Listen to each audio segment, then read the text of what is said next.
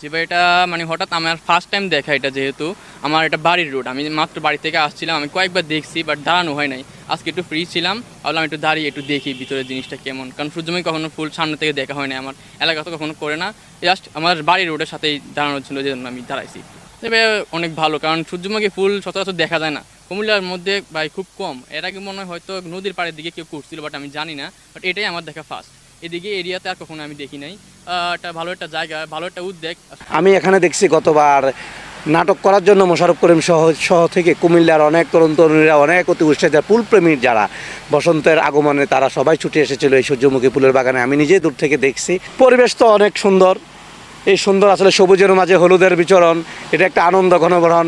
এই কলকল হাওয়া বাতাসের মাঝে আনন্দ মুখরিত, পাখির কিচিমিচি সুন্দর লাগছে।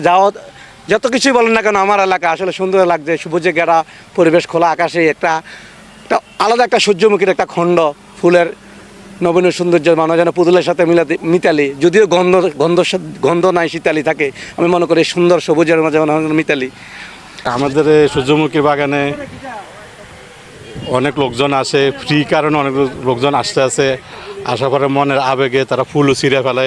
আমরা অনেক অবজেকশন দেই, কিন্তু মাঝে মধ্যে দেখা গেছে কেউ থাকে না এখানে, কেউ অনেক করে, বিশৃঙ্খল করে, ভিতরে ঢুকে গাছ ভাঙিয়ে ফেলে। কিন্তু এই পরিবেশটা অনেক সুন্দর লাগে। তো পাশাপাশি আমরা চিন্তা ভাবনা করছিলাম এখানে একটা টিকিটের আয়োজন করবো। তো রমজানের কারণে এটা আর উদ্যোগ নেওয়া হয় নাই। ভবিষ্যতে এরকম আরও চিন্তা ভাবনা আছে।